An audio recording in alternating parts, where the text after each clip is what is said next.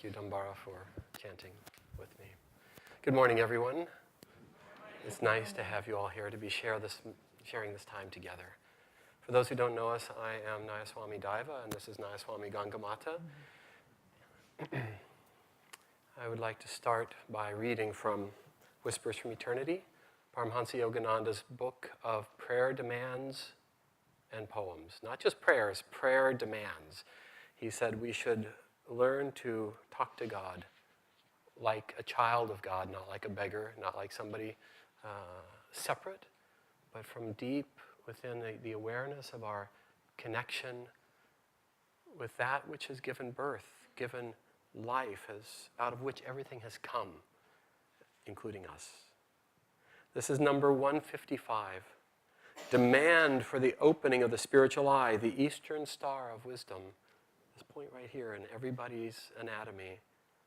Bless me, Father, that I behold the eastern star, the spiritual eye, the eastern star of wisdom. May it shine before my human eyes as much in daylight as in darkness. Long my eyes were blinded by the tinsel glitter of materiality. Seeing things always outwardly, I saw not the spirit behind and within them. I saw the mustard seed of matter, but spied not the oil of spirit that it contained. My third eye of wisdom is now opened. Oh, may it always be so. Let the gaze of my single eye of realization penetrate through every veil of matter to behold the infinite presence of Christ everywhere. Bless me, that my sacred wise thoughts, following the star of knowledge, lead me to the Christ in everything.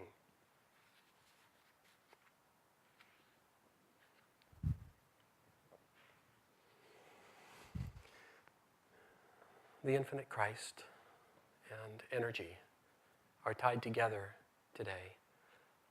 There's a little, it's not a poem, but a little story, very short story, about the man who was in prayer. And in a dream or in a vision that he had, he saw a beach and he saw two sets of footsteps walking side by side across the beach. And at one point then the footsteps became a single pair. And he prayed for understanding. He said, Lord, and he understood that this was him walking with Christ. This was him walking with his guru, with the presence of God that had come to support and guide him, the guru, the spiritual master that was his. And he prayed and he said, Lord, there we are walking together. But I see that in the times of my greatest trials, in the times of my greatest need, there's only one set of footsteps. Where did you go? And the answer, the resounding answer inside was, my child, during those times when you see but one set of footsteps, that's when I carried you. And then it goes on and it says, you see that particular long streak? That's where I dragged you.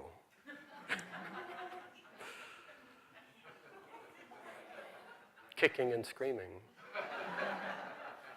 My child.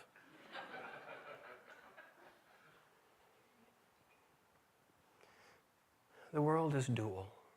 Everything in creation balances out completely equally. Every pleasure is accompanied by an equal pain. Every comfort is equally combined at some point, at some time, and there is no exception. Unfortunately, not only not for me, but not for you. Every comfort is paired with a discomfort of equal magnitude.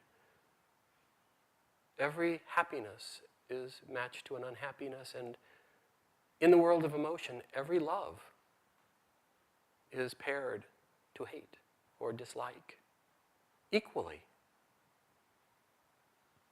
Let's not think about people we've loved and hated.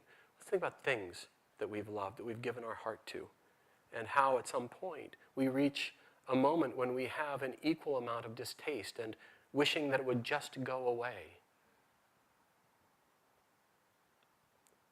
But love is not that.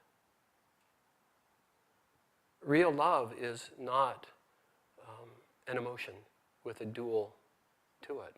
Real love is a condition of the universe. It's the fabric of which things are made.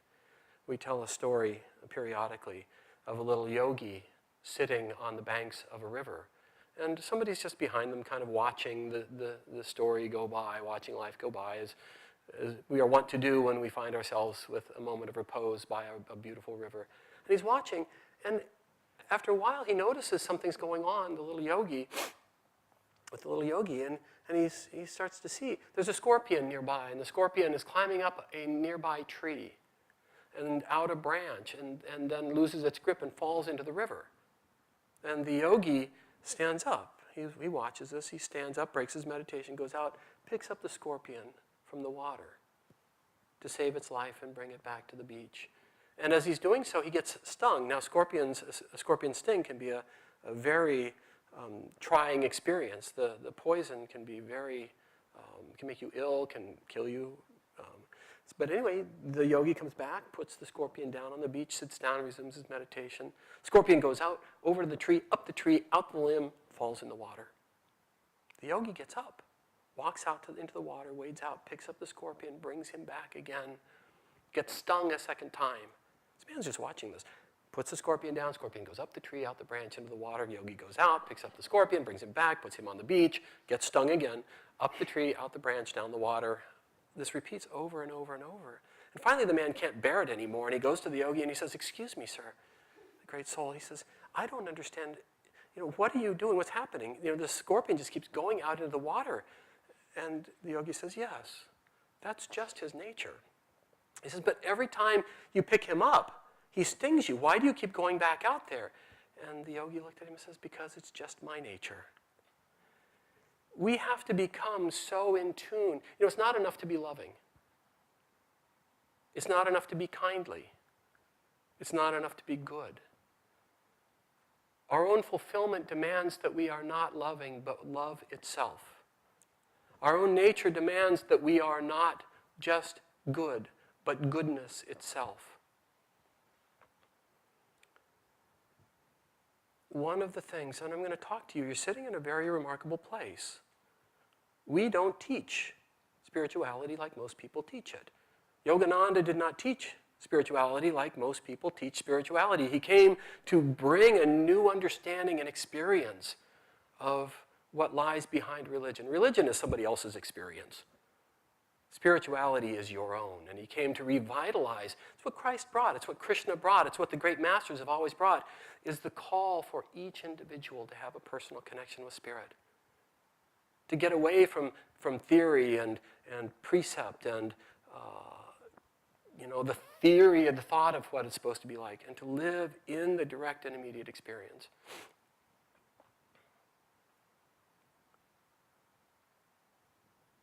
I was thinking about love. There's a story of a saint who somebody decided that they didn't like, and they became very antagonistic toward the saint and ugly, and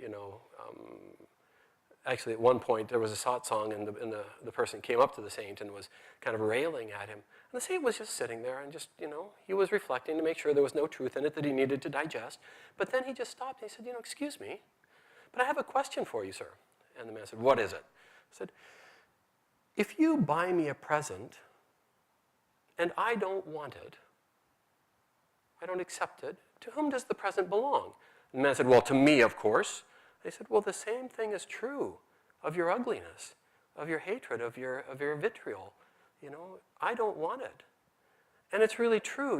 The things that we put out toward others, they belong to the other person, unless we take them as a gift. And the problem with putting out negative energy, there was this time in the history of Ananda, as it was developing, when there was a man who was giving a lot of grief to Swami Kriyananda and really deriding a lot of the things that were happening at Ananda. And Swami very calmly listened, and this went on for a long time. He listened and he said, I appreciate the fact that you care enough to try and see what's going on, but there's a problem with negativity. it conditions you to see the world in negative terms. And he said, I really encourage you to try and find another way to relate to this, because for your own good, for your own sake. I mean, Ananda has got a lot to grow into. You know, we're trying to become like these guys, and it's a fairly commanding role to grow into. So if you see flaws, well, who's surprised? But to become negative creates in that person a sense of negativity. And so he just said, for your own sake. The man chose not to pay attention and left shortly thereafter. But it's just an interesting thing. There is a polar opposite, I realized, to the universal truth of love, to the creation, the part of creation that is love, that is joy. And you know what it is? It's not hatred. It's not dislike. It's not an emotion. It's fear. Because fear constricts the heart. Fear constricts the consciousness. Fear pulls us away from the light. I was thinking about my own life. I was thinking about the last many years. And every time there's been a call from Spirit to help Ananda in the Portland area expand, it's taken a tremendous amount of courage. Because it's never possible. Just face it, there's never the resources, there's never, and everything's happened from the remodeling of this temple 11 years ago to the redoing of the community, to revitalizing the school, to buying Laurelwood, to buying the new property, to now doing the new school building, classroom building. There's never enough resources. And if we looked at the practical external approach to things, none of this would exist. But in tune with Spirit, opening the heart, being willing to go past fear and live in the presence of Christ's presence within, and to respond to its call, opens the door of love, opens the door of energy, opens the door of magnetism, gives us a chance to live in a greater reality. And it's in that greater reality we find what they've been telling us is there to be found. We find freedom, we find joy. Last night, Ananda Laurelwood there's a lot of empty seats here today because a lot of the people who would normally be here are out at Ananda Laurelwood serving. We had 75 people there yesterday. We had 22 people wrapping up a yoga teacher training program for 4 days. We had 12 first-timers in retreat. We had 10 new interns. And we had another day-long retreat from one of the colleges around. And what you see out, because I went out there to spend the day to kind of connect, what you see is all these people, all these activities harmoniously blending, being supported in their aspiration to the light, to get past the fear, the contraction, to grow in capacity. It's one of the most important things happening on the planet, Ananda Center at Laurelwood. And it's an impossible dream, and there it is. 3.5 years ago, it didn't exist. It was a place everybody wanted to avoid. And now it's filled with life.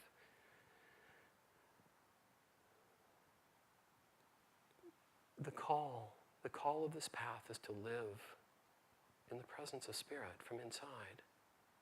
The call of this path is to go past the illusion, go past how it appears, to go deep enough in stillness and meditation and Kriya Yoga, in the things that bring us into contact, to go past the surface into the direct personal contact with Spirit, and then to have the courage to go past the fear of what it feels like to have to rely on Spirit, to have to rely on a greater universe, and to live in the presence of that Spirit step by step, moment by moment, day by day, until we become absolutely fearless, and there's no constriction to the flow of energy, there's no constriction to the flow of light, of joy, of love. Every saint, every great soul, one of the hallmarks of their nature has been that fearlessness, has been that flow of energy, has been that willingness to allow the light of Christ, allow the light of God, allow the light of love to flow through them.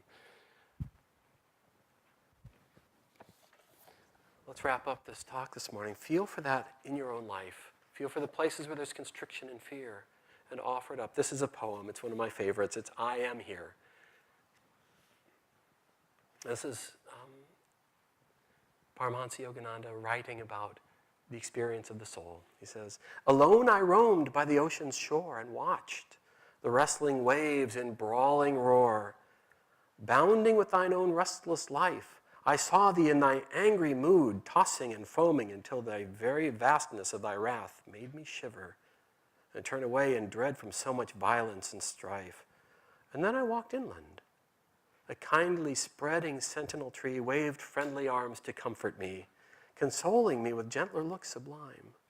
Its leaves and branches swayed in tender lullaby rhyme, conveying a message that I knew was thine.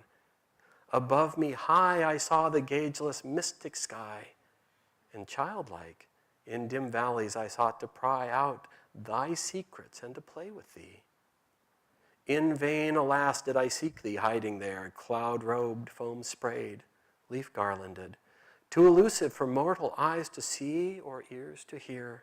And yet I knew that thou wert always near, as if playing hide-and-seek with me, receding each time when I almost touched thee. I groped for thee in the maddeningly complex folds of dark ignorance, as old as time is old. At last, I ceased my search, almost in despair. What hope had I of finding thee, O thou royal sly eluder, everywhere, yet seeming nowhere, lost in unplumbed space, where none may clasp thee or behold thy face? Yes, despairing, I ceased my fruitless search, turned huffily away from thee. My ploy was unsuccessful. Still no answer from the wrathful sea, and only whispers from the friendly tree. Naught but silence from the limitless blue sky, silence from valley low and mountain high. Like a hurt child, within the depths of me I hid and sulked, no longer seeking thee. When lo, suddenly, an unheralded and unseen hand snatched away from my eyes that all-black band which had blinded me so long with fold on fold. No longer weary, but with strength untold, I stood and gazed again, a laughing sea instead of wrathful roars, a gay, glad world with mystically open doors. With only mists of dreams between, someone beside me stood unseen and whispered to me, calm and clear, hello, playmate, I am here. Take a moment of silence and we'll have some music.